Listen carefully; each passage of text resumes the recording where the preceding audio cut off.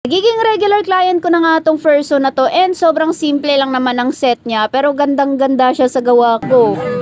Hello beautiful ladies, meron tayong dalawang client for today's video. Pero bago yon ay magbubukas muna ako nitong parcel. O diba, kaloka, muntik na sana akong nakaipon.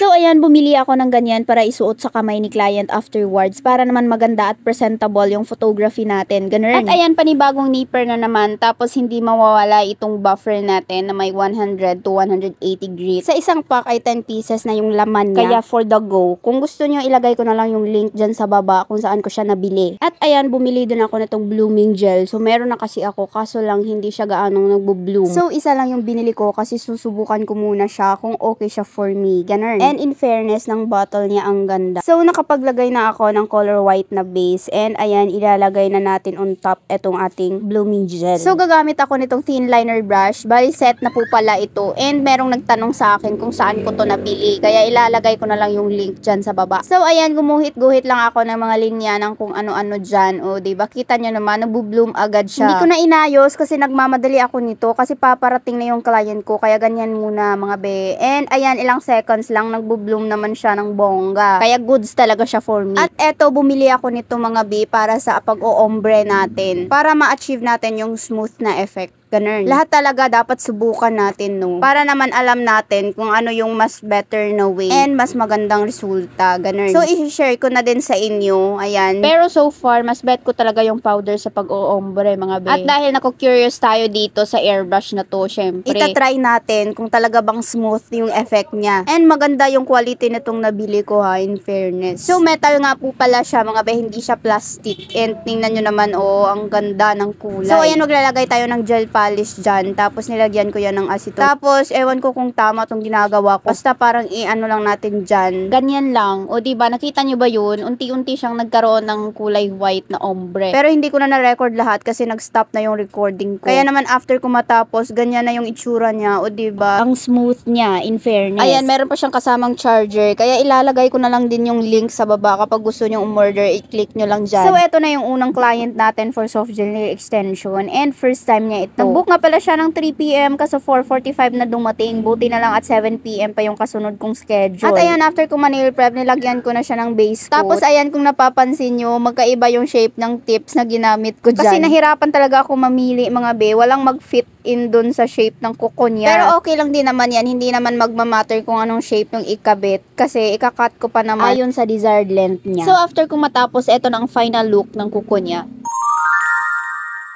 Aminin natin, hindi naman talaga madali yung French tip na design, skills yan. Tsaka kailangan talaga nating i-perfect, ganun. Pero ito nata yung pinakamabilis na nagawa ko kasi wala pang 20 minutes natapos ko na siya agad. And natutuwa naman ang person kasi hindi malikot yung kamay ni client. Isa din kasi sa nagpapatagal sa atin is kapag malikot yung kamay nila. At ang sale ko nga pala dito is 449 pesos lang. O di bang mura? Next client ko naman to ay pangatlong beses nang nagpagawa sa akin. Kaya nagiging regular client ko na talaga ang person. So ayan, after kong ma-nail prep yung kuko niya, nilagyan ko na siya ng dehydrator. And natutuwa ako sa kwento niya dahil yung last set na ginawa ko sa kanya ay umabot din daw ng 1 month mahigit. Medyo mahaba yung last set na ginawa ko sa kanya, pero this time gusto niya yung shorter length lang. So ayan, kinat ko na and tinanong ko siya kung okay na ba yan sa kanya, pero nahabaan pa daw siya sa lagay na yan. Kaya ayan, pinakat niya uli. O diba, wala tayong magawa. So sa trabaho niya daw kasi nahihirapan siyang mag-type ng mabilisan kung mahahaba yung kuko niya. And syempre naman, kung hindi kayo sanay sa mahahabang nails, pag nagpa-extension kayo, dapat yung length na pipiliin nyo ay yung kung saan kayo komportable. Kasi maapektuhan talaga yung daily routine nyo pag hindi kayo sanay. Ganun. So ayan, binlend ko na yung kuko niya gamit itong ceramic nail drill bits. And sabi nitong si client ko, nag-upgrade na daw ako. Kasi nung last time na nagpagawa siya sa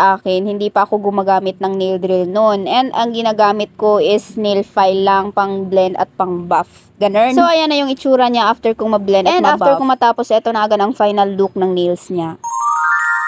Hindi ko lang na-wipe yung kuko niya bago kunan ng video, kaya ayan, para siyang merong mga fog kasi nagalaw siya. Pero sobrang shiny niya naman and sobrang glossy. And sobrang natutuwa si client ko dyan kahit apakasimple lang. Sabi ko nga sa kanya, baka gusto niya lagyan ko ng rhinestones for free. Ayaw niya kasi nagagandahan na siya dyan. At ang singil ko sa kanya ay 420 pesos lang. And that's all for today. Thank you for watching.